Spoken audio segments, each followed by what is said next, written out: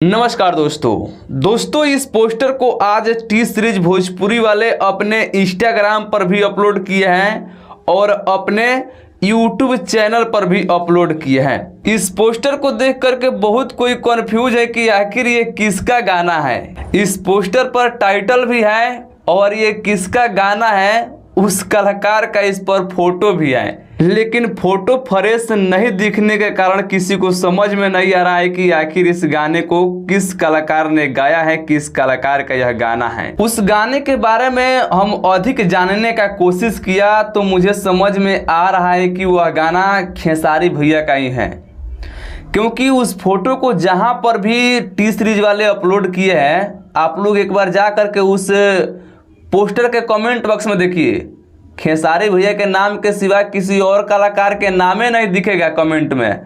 और पोस्टर पर भी आप लोग थोड़ा ध्यान से देखिए, खेसारी भैया ही जैसे कलाकार लग रहे हैं हीरोइन के पीछे। तो हमको जहां तक लग रहा है कि खेसारी भैया का ये गाना हो सकता है। बाकी आप लोगों को क्या लग रहा है कमेंट करके बताइएगा।